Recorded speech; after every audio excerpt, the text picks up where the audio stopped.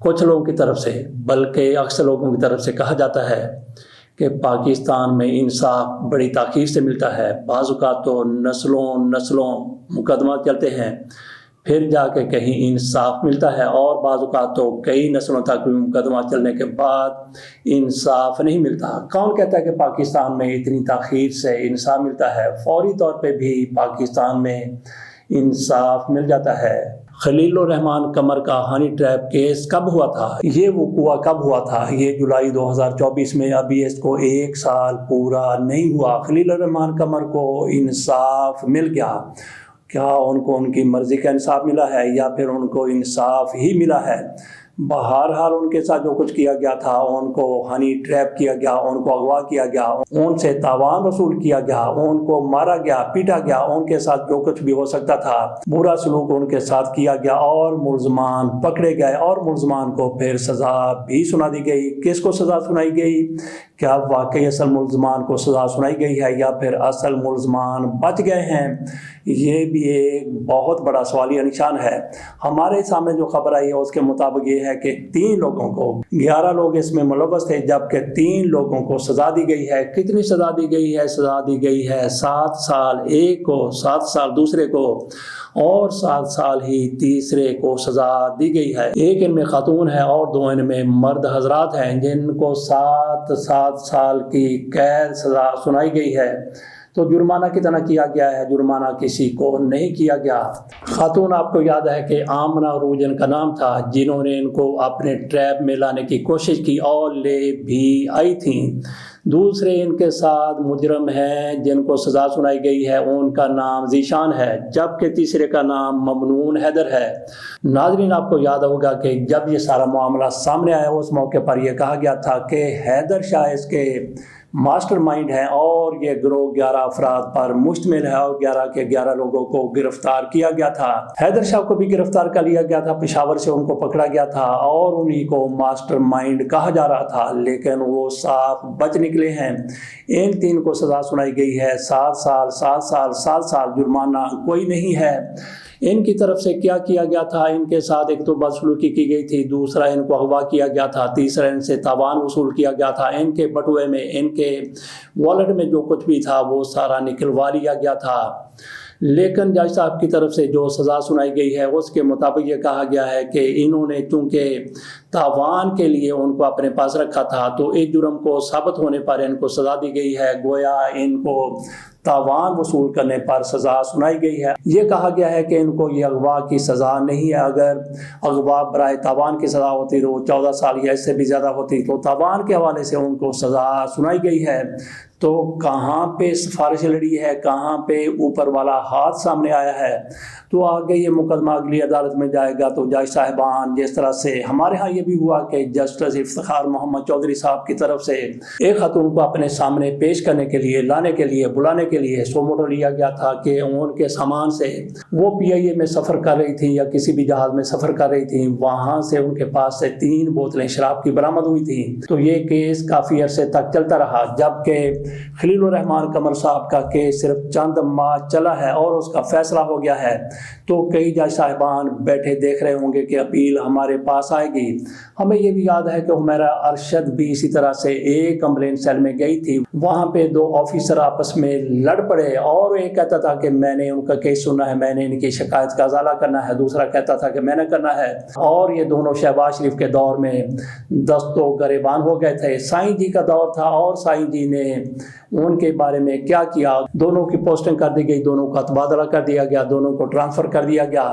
تو اسی طرح سے ہمارے جج صاحبان اگلی کورٹ کے بیٹھے دیکھ رہے ہوں گے کہ ہمارے پاس آمنہ عروج کا کیس آئے گا تو باقی فیصلہ ہم کریں گے۔ کیسے کریں گے؟ جیسے افتخار محمد چودھری صاحب اس خاتون کی شراب کی بوتلوں کے حوالے سے ایک عرصے تک سماعت کرتے رہے تھے، تو باقی یہاں پہ یہ بات بھی کرنی ہے کہ ان لوگوں کو سزا تو سنا دی گئی ہے 7 سال کی، اور جب بھی ان کو جیل کے اندر، اول تو ان کو کوئی مشکل ہوگی نہیں، لیکن جب بھی ان کو کوئی مشکل ہوگی، جب بھی کسی ان کو برے حالات کا سامنا ہوگا یا پھر تشدد کا سامنا ہوگا، تو اس کی ٹیسیں کہاں سے اٹھیں گی؟ ان کی درد کی ٹیسیں خلیل الرحمان قمر صاحب کی کمر سے اٹھیں گی، کیونکہ جب بھی بات ہوگی یہ بات ہوگی کہ یہ بندہ، یہ نامراد وہاں پہ گیا تھا تو کیوں گیا تھا، یہ خود اولاد والا ہے، بیوی والا والا ہے لیکن سب کچھ چھوڑ کے یہ وہاں پہ جا پہنچا تو اس کو بھی کیا کوئی بندہ سزا دے گا؟ اس کو بھی سزا ہونی چاہیے یا پھر یہ معصوم علیٰ الخطا ہے؟ بہرحال کچھ لوگ خود ہی مجسمہ سزا بن جاتے ہیں۔ ایسا ہی ہو سکتا ہے کہ خلیل الرحمان قمر صاحب کے ساتھ بھی ہو۔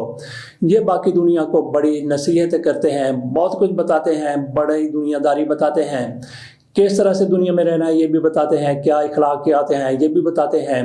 میرا جسم میری مرضی والوں کے خلاف بھی یہ چڑھ دوڑے تھے، وہاں بھی انہوں نے بڑی اصول کی باتیں کی، اور پھر ان کے اصول یہاں پہ نظر آ گئے کہ اپنے گھر سے اٹھتے ہیں رات کے 12 بجے، 2 بجے، 3 بجے، 4 بجے اپنے گھر سے نکلتے ہیں اور بحریہ ٹاؤن جا پہنچتے ہیں۔ وہاں پہ ان کا کون تھا؟ وہاں پہ آمنہ روئی تھی جو ان کو ٹریپ میں لے کے آ رہی تھی، اور وہ بالکل کامیاب ٹھہری۔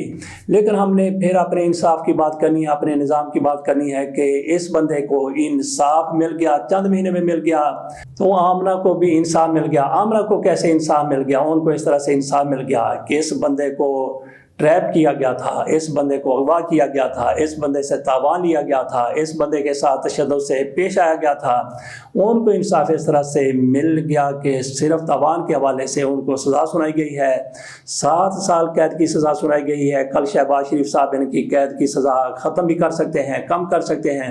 آصف علی زرداری صاحب کے سامنے یہ معاملہ جائے گا تو وہ بھی اس سزا کو ختم کر سکتے ہیں۔ اور پھر عیدین کے ساتھ ساتھ پاکستان کے ایام پر جیسے 23 مارچ ہے، 14 اگست ہے، ان پر بھی سزاؤں میں کمی کی جاتی ہے۔ مجھے لگتا ہے کہ ان کو زیادہ سے زیادہ 2 یا 3 سال جیل میں گزارنا پڑیں گے، اور وہ بھی ان کے ساتھ ہو سکتا ہے کہ کسی گیسٹ ہاؤس میں ان کو شفٹ کر دیا جائے۔ ایسا پاکستان میں ہوتا رہتا ہے۔ بات ہم کر رہے تھے انصاف کی، خلیل الرحمان قمر کو انصاف مل گیا، آمنہ عروج کو بھی انصاف مل گیا۔ تو باقی ہم نے بات کی تھی کہ 11 لوگ تھے، ان کو کیسے چھوڑ دیا گیا؟ تو ان کو اس لیے چھوڑ دیا گیا خصوصی طور پہ حیدر شاہ کو کہ وہ نئی وارداتیں کرتے رہیں، اور یہ ہماری عدالتیں ان کو انصاف اسی طرح سے فراہم کرتی رہیں جس طرح سے ان 3 لوگوں کو، بلکہ 11 لوگوں کو انصاف فراہم کیا گیا ہے، اور اس کے ساتھ ساتھ خلیل الرحمان قمر کو بھی۔ بات ہم نے کی تھی کہ کچھ لوگ سراپا سزا ہو جاتے ہیں، ان میں خلیل الرحمان قمر بھی کیا ایسے لوگ ہیں۔ ایک اور واقعہ آپ کے سامنے رکھتے ہیں۔ ایک انٹرویو ان کی طرف سے دیا گیا ارشاد بھٹی کو، اس میں انہوں نے کئی انکشافات کیے۔ ایک انکشاف یہ بھی کیا کہ فیصل قریشی جب آڈیشن دینے کے لیے ان کے پاس آئے تو یہ بہت زیادہ متاثر ہوئے تھے۔ فیصل قریشی میں جتنا زیادہ ٹیلنٹ تھا ان کی طرف سے کہا گیا کہ بہت کم لوگوں میں ہوتا ہے، اور جس طرح سے وہ بول رہے تھے وہ تو اپنی مثال آپ تھی۔ اور پھر جس طرح سے انہوں نے اپنا راستہ فلمی دنیا میں بنایا، ڈراموں کی دنیا میں بنایا، شوبز میں بنایا، وہ بھی اپنی مثال آپ تھا۔ اس کے ساتھ ساتھ ان کی طرف سے یہ بھی کہا گیا کہ بہت ہی لائق فائی قسم کا ہونہار فیصل قریشی لڑکا ہے، اور ساتھ یہ بھی کہتے ہیں کہ فیصل قریشی کی شادی ہوئی، جو ان کی بیوی ہے بہت ہی ہونہار لڑکی تھی، اور میں ان کو بیٹی کہا کرتا تھا۔ اور پھر ایسا ہوا کہ خلیل الرحمان قمر صاحب کی طرف سے کہا گیا کہ فیصل قریشی کی طرف سے انبن ہو گیا اپنی بیوی کے ساتھ، اور میں نے پوری کوشش کی، فیصل قریشی کی والدہ سے ملا، پوری فیملی سے ملا کہ ان کے درمیان سیٹلمنٹ ہو جائے، طلاق تک معاملہ نہ جائے، لیکن طلاق ہو گئی، علیحدگی ہو گئی۔ اور اس کے بعد جو بڑی خبر ہے، بہت بڑی خبر ہے، اور یہ کہتے ہیں کہ میں ان کو اپنی بیٹی کہا کرتا تھا اور ان کی طلاق ہو گئی، تو میرا اس میں کوئی بھی لینا دینا نہیں تھا، کوئی کردار نہیں تھا، لیکن میں نے فیصل قریشی کی متعلقہ کے ساتھ بعد میں شادی کر لی، جس کو یہ بیٹی کہا کرتے تھے ان کے ساتھ ان کی خلیل الرحمان قمر صاحب کی شادی ہو گئی۔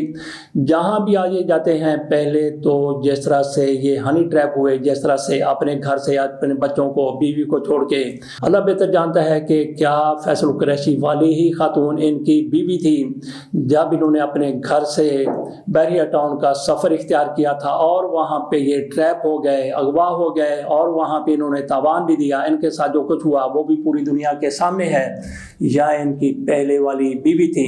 بہرحال ہم نے کہا کہ کچھ لوگ سراپا سزا ہو جاتے ہیں۔ ایک تو خلیل الرحمان قمر جب بھی اپنی سوسائٹی میں جائیں گے، عام لوگوں میں جائیں گے، ان پر لوگ یقینی طور پر باتیں کریں گے، उन बातों को हम तबर्रा नहीं कहते। ये जहाँ भी जाएंगे लोग उस मौके पर इनके सामने भी बात करेंगे और इनको देखते हुए अपनी बॉडी लैंग्वेज से भी ये कहेंगे कि ये वो बंदा है जो अपने घर से उठा, अपने बच्चों को छोड़ा, आधी रात गुजर चुकी थी और ये किसी नई मुहिमकारी में चला गया, वहाँ पे गया और इसके साथ जो कुछ हुआ वो पूरी दुनिया के सामने है। और ये बात तो लोग करेंगे और इसके साथ साथ अब इनके साथ ये भी इनका तवा लगना शुरू हो जाएगा कि जिसको ये अपनी बेटी कहते थे उनके साथ इन्होंने शादी कर ली है। कल तक ये कहते थे मेरा जिस्म मेरी मर्जी, उनको ये जलाने की हद तक भी चले जाते थे। जलाने से मतलब ये है कि नजरे आतिश करना नहीं, बल्कि जिस तरह से उनको किसी को कोई बात कर दे तो बंदा जल भुन के रह जाता है, इसी तरह से ये उनको जलाने की हद तक जाया करते थे। और फिर अपना किरदार देख लीजिए कि इन्होंने